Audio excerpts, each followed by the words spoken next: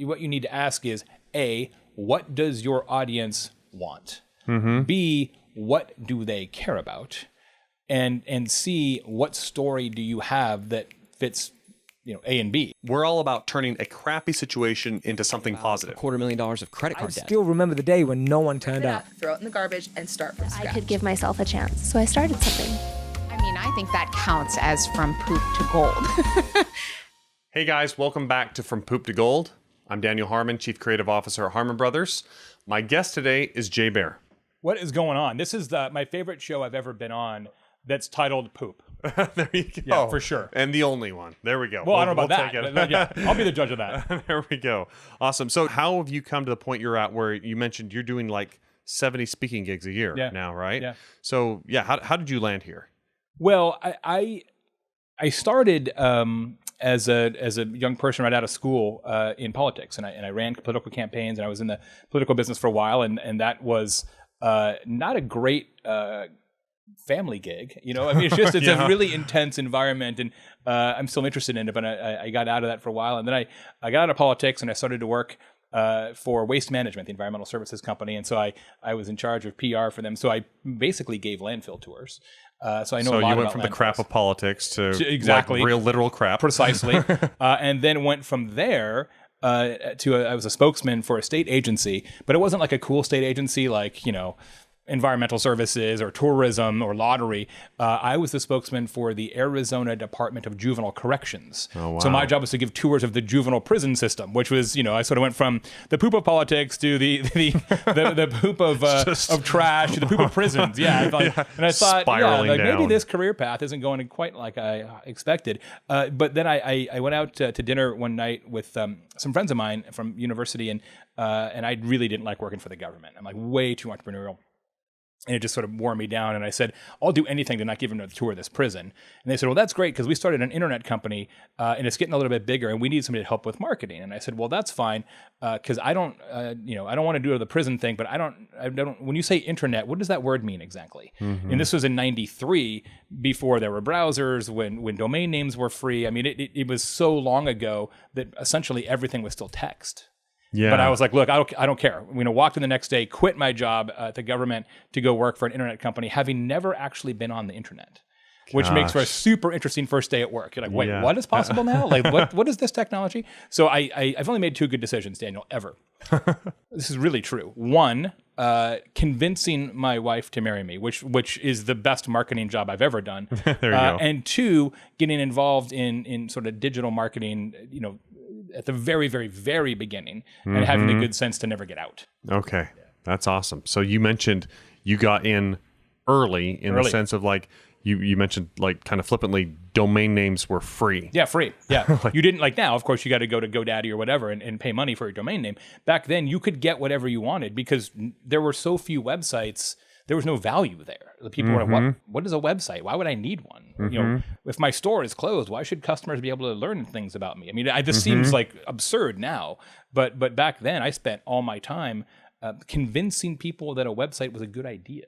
Wow. Period, right? Wow. So it was a different age for sure. Yeah. So you mentioned some interesting website domain names. Well, because they were free. To snag. Yeah, well, because they were free, right? You're like, whatever, just take a flyer. And so my partners and I in that company, we registered a whole series of domain names in a very consistent theme, which is the beer theme. So we sold Budweiser.com to Anheuser-Busch Brewing.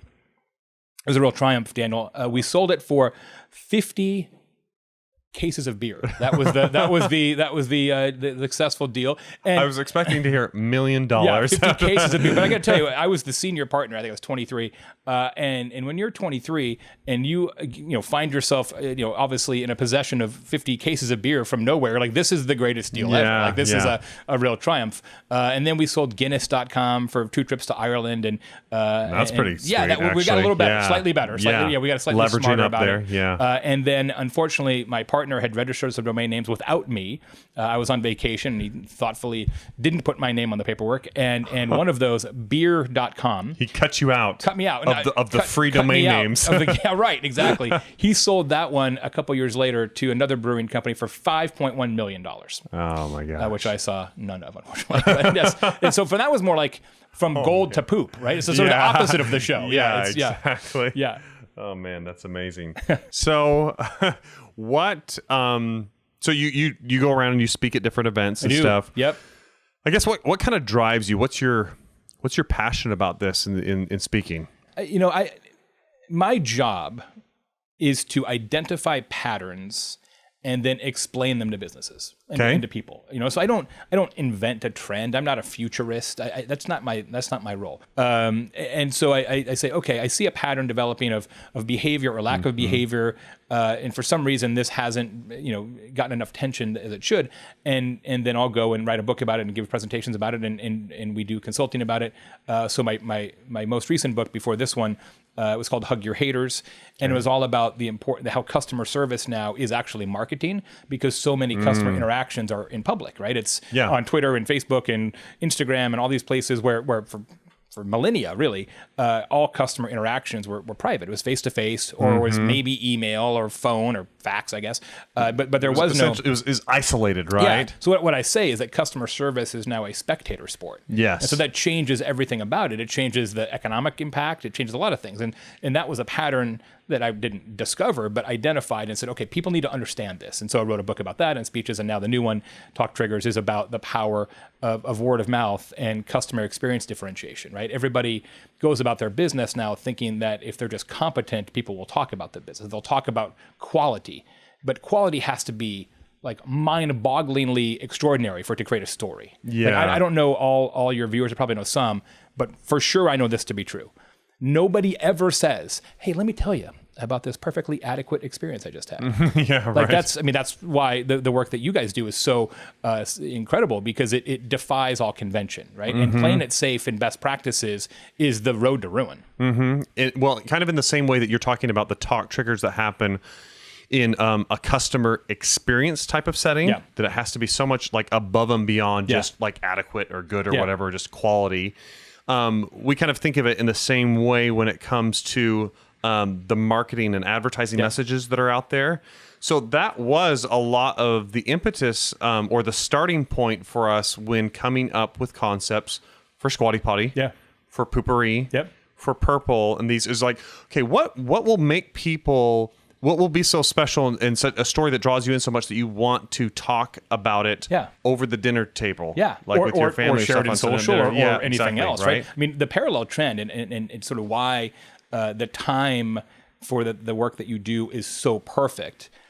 This is mathematically true. We trust businesses and organizations less than ever. Right. And we trust each other more than ever. So the real secret today in business, in my estimation, is if you can turn your customers into voluntary marketers. And usually a features and benefits message, a quality message, doesn't do that, because it's not a story. It's not we're a little bit cheaper, we're a little bit better, we have a little bit better return policy. That might be something that customers pay attention to, but it's not a story. Right. And so if you can get the customers to do all that work for you, you're in great shape. Yeah. Excellent. Love it. The name of the podcast is From Poop to Gold, obviously. Yes.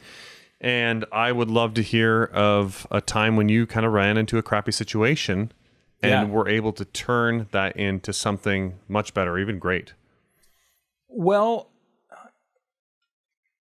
my family has been entrepreneurial forever, right? I think I'm a 7th generation entrepreneur.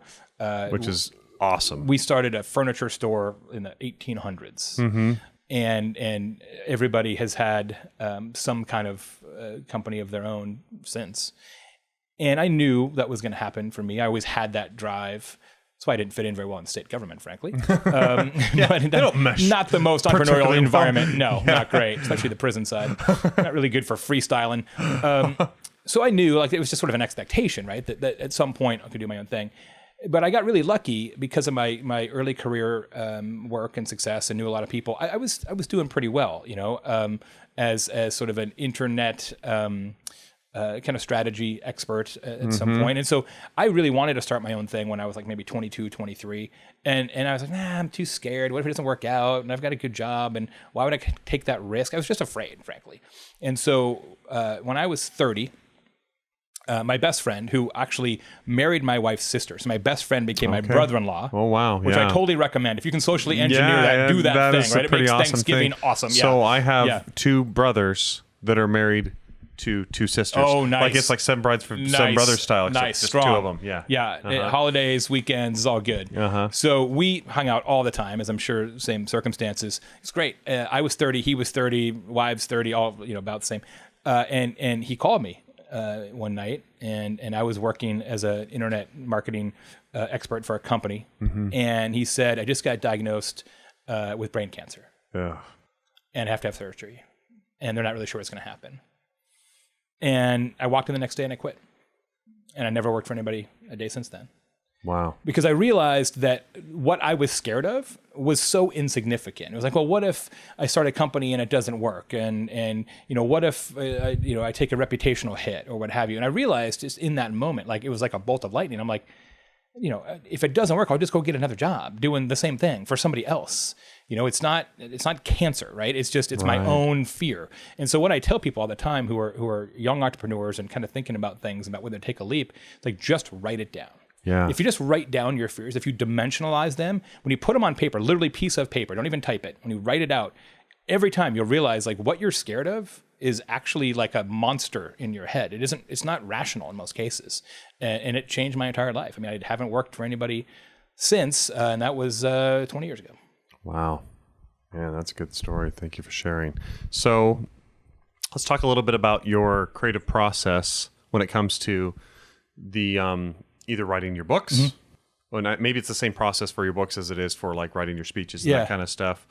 What does that look like for you? How do you like go about coming up with your ideas and identifying these kind of patterns and things like that in your consulting? I mean, that's it. You nailed it. Like, I don't know that I would be as effective of a speaker or an author if I didn't have the consulting firm. Because the good news is I'm still in it all the time, right? I'm still, I don't do all the work anymore, et cetera, but I'm still in every project to the degree that I see what's happening. I see what clients are struggling with, and that really helps because you recognize those patterns. Yeah. But I actually do it from a creative standpoint different than almost anybody in the business, in that I start with a speech, right? So I write a keynote, I take it on the road, I practice it, I polish it, I change the stories in and out, I check audience reaction, videotape audience reaction to different segments, and I'll do that for about 6 months. And if it's working, if it gets to the point like this audience loves this talk, then I write a book. Oh, okay. So what most people do, and like overwhelmingly so, is they write a book and then turn it into a speech. Yeah. And so I do it the opposite because I feel like you can road test the material. Yeah. And as a consequence, most of my books have more of a narrative flow because it has a beginning and a middle and end. Because the speech has a beginning, middle, and an end. Yeah. Right. And a lot of stories and those case studies that are funny and things like that. So it's I've always done it that way, except for my very first book when I kind of learned the lesson the hard way that I like this way better, and I love it. And sometimes you write a speech and it just doesn't get to where you want to get. Like, that's not a book. Okay. Next one. Yeah. I love that you do it that way because it's very similar to the way our creative process with the videos. Yeah. Essentially, we have writers that are coming up with concepts. They're running it by different people to see how that resonates. They'll write a script, see where the laughs are coming in. And we go through that process of writing and running it by different people. Then we take it through an animatic. Yeah. And see kind of where the laughs are coming in there before we're going into filming, and there's all these steps that happen before when you check for laughs. Is that internally, or do you bring in target audience members? It's both. So we start with the internal, but fresh eyes internally. Yeah. And then we'll bring in the target audience, and we try not to do focus group style. Yeah. It just sets people off a little weird way. Yeah. For the material that you do, that's such a sterile environment typically. Yeah. That we're very much looking for like the recording and stuff of like, what are the actual laughs? And we try really not to pay attention at all to what they say is great afterwards. Yeah. At least when it comes to it's just where are they laughing? Yep. That's what it comes down to. And so it's really cool that you like record your audiences to kind of get that get that feedback. So I would assume you're pretty good at connecting with people, right? That's kind of part of your business. Yeah, and getting to know a lot of people. Some of it's just natural, right? When I was in high school, I was a sophomore, 16. They're like, oh, we need somebody to MC the talent show. Yeah. Jay will do it. Jay's an extrovert. Yeah, he doesn't care. Yeah, he's not scared of a microphone, so it helps for sure. Yeah. So, I guess what are some tips that you'd say for connecting with other people, like for people that want to that want to expand their network in order to further their business? Yeah. What would you say some of your networking tips are? I mean, there's no, and I think events are a great manifestation of this. One of the things that troubles me about the rise of social media, which is ironic since I do a lot of social media consulting, is we in many cases are thinking that social media is a replacement for face-to-face, and nothing can be further from the truth. In fact, in our business as a word-of-mouth strategy firm, companies have said to us, well, we don't need a word-of-mouth strategy because we have a social media strategy.